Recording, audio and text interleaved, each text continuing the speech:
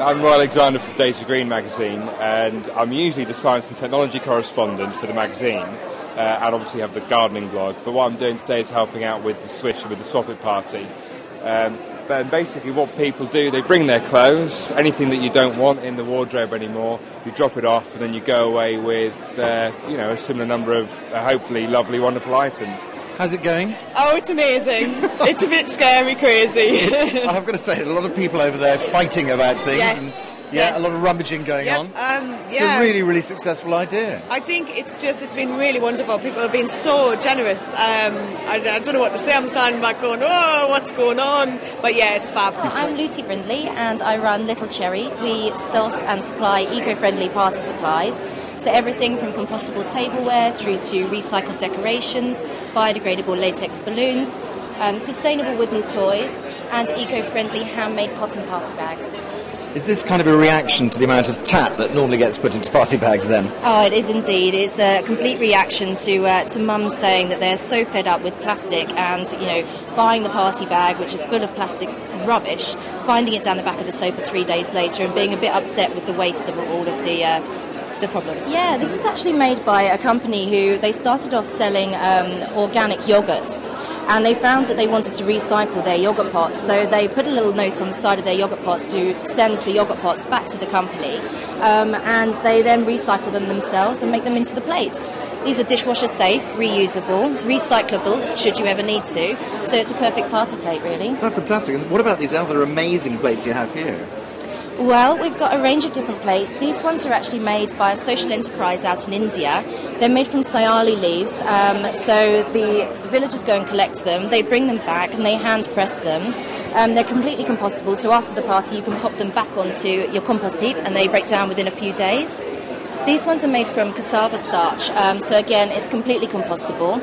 These ones are made from sugar cane. It's a waste byproduct from sugar manufacture, which means that again you can pop that on your compost heap. These ones are made from natural palm leaves.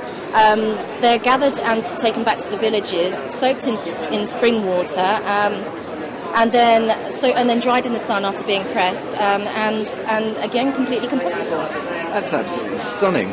So you don't even have to have an ugly birthday party either. You can have these beautiful things on your table. No, it's such a stylish way of saying, no more plastic, no more washing up. You can reuse some of these items again if you want to, or put them on the compost heap, and there's no waste. It's fantastic. I'm Everett Gertson. I'm co-founder of Electric Vehicle Stores from London. The car is called the My Car. It comes from Hong Kong. Originally styled in Italy, engineered in Hong Kong, and launched in London by Electric Vehicle Stores. It's a car squarely aimed at city and urban use. So top speed of the vehicle is 40 miles per hour, range of a full charge is about 40 miles. Okay. Now, compared to most mainstream cars, it sounds terribly slow and terribly short. The reality of it is, if you look at London car usage, the average round trip in London is only 4.5 miles. The average speed in London is only 12 miles per hour. And so what we're saying, and that constitutes all this traffic out there of polluting cars. What we're saying is that the majority of London car usage could be perfectly covered by cars like these. And of course the big advantage is not only do they not pollute, they're quiet, they produce much less greenhouse gases, but also they for the user they're fantastically cheap to run. The electricity works out at less than 2 pennies per mile, and you pay no congestion charge, you get free parking concessions in central London, and of course you never have to stop at a petrol station ever again. We've had an amazing day at UK Aware, seen some incredible things, met some really wonderful people, and learned an awful lot. I'd recommend UK Aware to anybody. It's a great, great event. But I found my baby. Here we are. I got my green transport, and I'm heading for the open road. So thanks for watching. Cheers. Hi there, we're here for PositiveTV. We've been here to record Michelangelo Pistoletto. In the 1960s, Michelangelo started an art movement called Arte Povera, which took art out of the galleries and out of the museums and put it in amongst the people, so that the art piece had to react and interact with the people and the surroundings, and everywhere you took it, it would be something different. It's kind of like interactivity, but in the 60s. Again, today here in London, he's decided to do the same thing with a 2 meters ball of newspaper that he's rolled through the streets across Millennium Bridge, which again signifies rolling news and its effect on us, the people, and the society.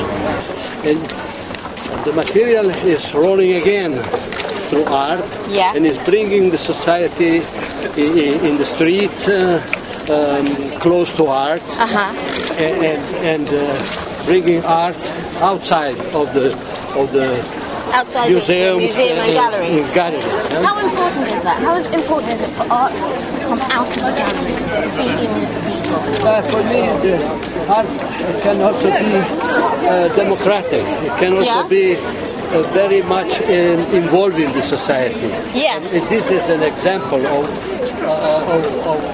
the possibility of art being more close to the normal life. Why is that important? It is because the society is totally created by creativity, human creativity. And so human creativity is find in the art the basic necessity of interfering with life in order to transform the society itself. To take responsibility into the social life. Do you think we're more creative now or back in 1966? The word that is rolling here, it's a word that is going more and more close to the disaster, the final disaster. Right. Creativity become responsible of the evolution of the artificial life we are living, because artificial it means artifact, and because the life is an artifact today, the art has to consider its own responsibility on the facts. So art can be a solution to some of the. No, it's a way to consider the basic capacity of human being to create society, to create economy, to create politics. Right. And all that comes from the original creativity of human beings. Michelangelo Postoletto believes that art has a responsibility to create and to cause humans to create for the economy, for society, for the well-being of all of us. The response this time round to Michelangelo's rolling of the ball was incredible. From nowhere, people started to follow him up and around the Millennium Bridge and have taken the ball right through the city streets of London and are going to take it by boat back to his exhibition, which will be held at Tate Modern. So check it out and see what you think.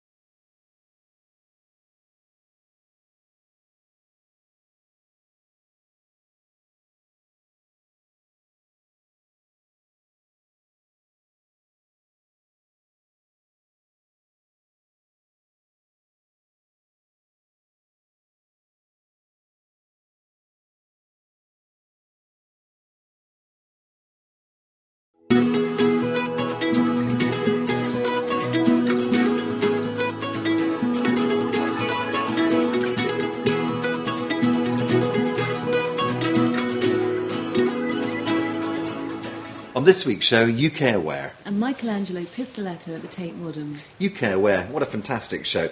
All nature of green things on show there, but lots of green gadgets, which suited me very well.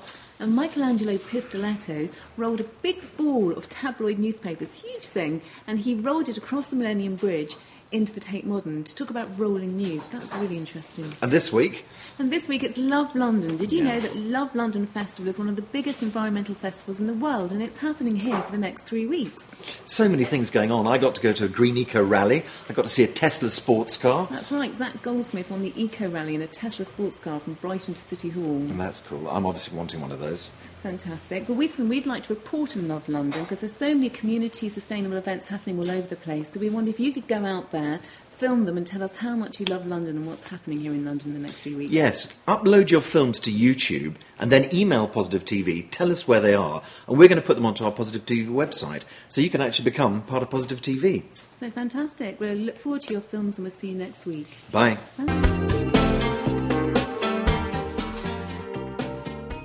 Welcome to UK Aware 2009 in Olympia in London. Below us lies a cornucopia of all things green, eco and innovative. And we're here, Positive TV, to show you around the show. So why don't you come with us?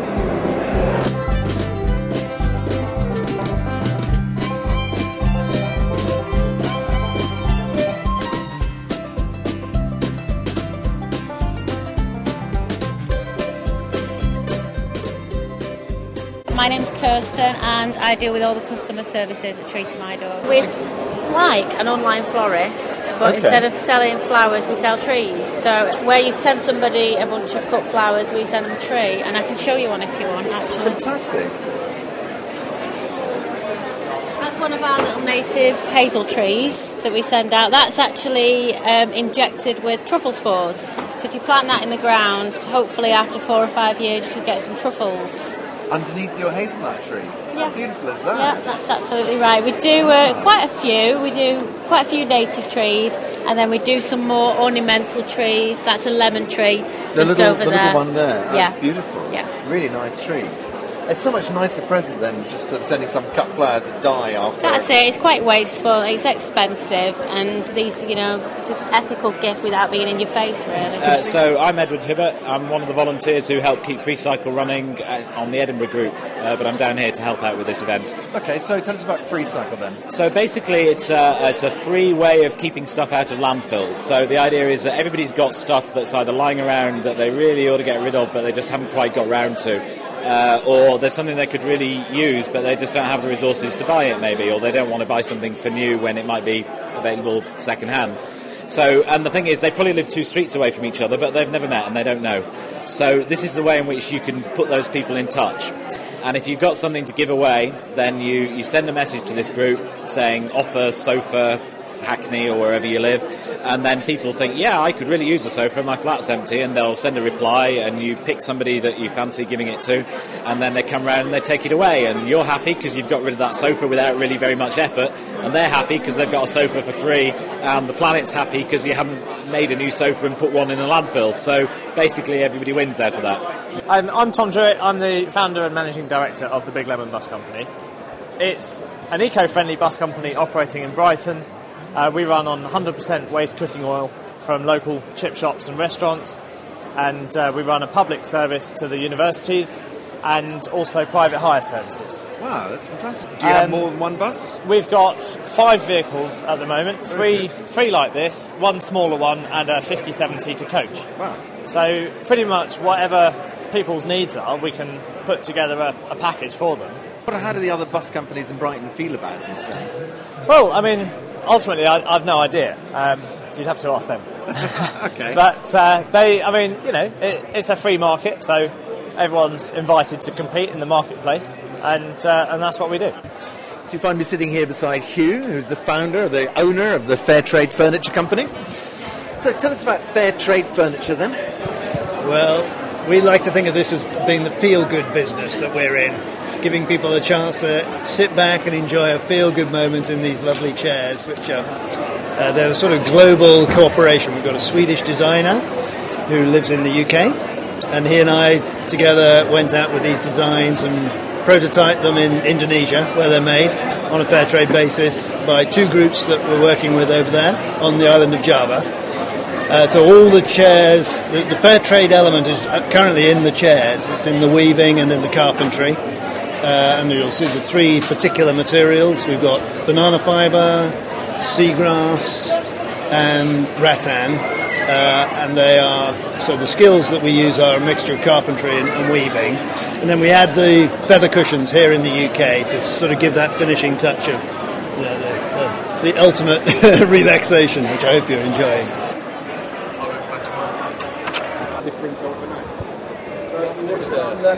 It's now here with Tom Lawton from the Firewinder company. It is indeed, yes, my company, my little company, based in Wiltshire normally, so we've come to the big smoke for the weekend here at UK Aware. Very exciting. Tom, tell us about a Firewinder. Why should we be interested? What is it? Well, Firewinder is an engaging wind-powered device that turns a breeze into an incredible spiral of light. Whenever the wind blows, it transforms instantly the wind into this delicate spiral of light that changes with the ebbs and flows of the wind, so that the faster it blows, the brighter Firewinder glows, and everything in between. And what you get is this incredible light show that really just inspires people to engage with renewable energy. It blows away your winter blues. So if you imagine, let's take a product in. If you imagine when November comes and the weather gets really dark and bleak, and it's dark that extra hour early, get a Firewinder in the back of your garden, on your roof terrace or your balcony. It adds a little bit of wind-powered magic and sparkle to blow away your winter blues.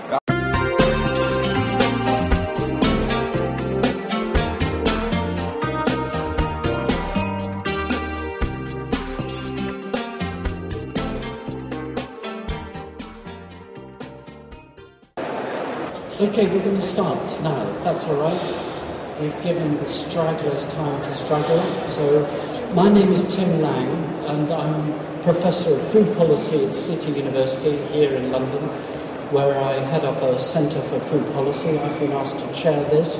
I'm going to introduce our panel, then I'm going to just say a few words before they then speak.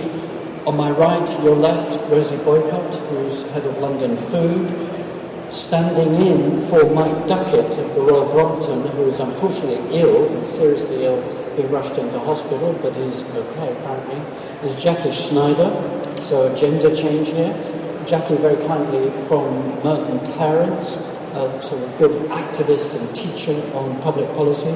Extreme left over here, your right, Kath Dalmini from Sustain, who is all things to all people. And hastily, Chris Horridge from Cliveden House, which is where the bourgeoisie cavorted and caused scandals endlessly for 60 years. And they still do. So we'll hear all of this in the name of public institutional food later. Okay, just to sort of tease you into what the topic is here. What we're meeting to talk about is, the title, in case you've come to the wrong meeting, in which case go gently now, is Feeding People in Public Institutions. This is a very interesting and extremely unsexy topic over the last 10, 15, 20 years. But it's a topic and an issue which is coming back into mainstream public policy and commercial policy. It's an issue which used to be at the forefront of trying to think through where food went. So it's returning, it's not new. In the 1980s, public food essentially went off the agenda because the political ethos was privatisation. School meals were privatised, hospital meals were privatised, even prison food was privatised. But in the 1990s, on the back of public health evidence, some beginnings of concern about social inequalities, public food began to creep back onto the agenda, not least due to the work of Sustain, as it was then called the National Food Alliance, which Kath is here representing, and long-term campaigning about issues like school meals, that Jackie will talk about, no doubt. And in the 2000s, reforms of public food came onto serious mainstream political agenda. There was a resuscitation of school meals standards, which had been abolished in 1980. Sections 22 and 23 of the School Meals of the Education Act in 1980 abolished nutrition standards that had been put in place in 1944 by a Conservative Minister of Education and had been reinforced by all party governments ever since. So in the 2000s, we've got it coming back on the agenda in a big way. The 2010s, most of us think, and I suspect all of us here think, it's going to be about mixing public health agenda, sustainability, and international issues of equity and trade and availability, issues like food security. So there's a fast evolving agenda. If you think of that in 4 decades, the agenda has shifted dramatically. So this is an extremely timely meeting. What's at stake? I think we think it's about money. £2 billion of our taxpayers' money is spent on public food. It's the credit crunch. Finances are being squeezed. Trillions of money is being thrown at bankers. Without any doubt, there's going to be pressure on the public purse to reduce public institutions, and public food might be squeezed by that. There are some issues of practicalities and skills. Rosie's been wonderful on this, pushing it in London, trying to get new projects celebrating skills. It's a cultural issue that I'm sure Chris will talk about. You can produce wonderful food in a hospital or in a hotel or a school, but if people won't eat it, what do you do? There's the politics of it. Our government's going to support what are the political parties' different positions on it. But I think above all, it's an issue where we would all, I think, agree, and I suspect most of you, but who knows, it's up to you. There's going to be an issue about change, how to manage the change, how to get everyone to move. There was a friend of mine from Cumbria, or what used to be the Lake District, says you can't sort things out unless everyone's on the same mat. Are we all on the same mat on public food? So that's what we're going to be debating about. I hope that sort of got us all onto roughly the same mat, but I'm very happy if others want to say different things. So we know what we're doing first with Rosie. Hi, can you hear me?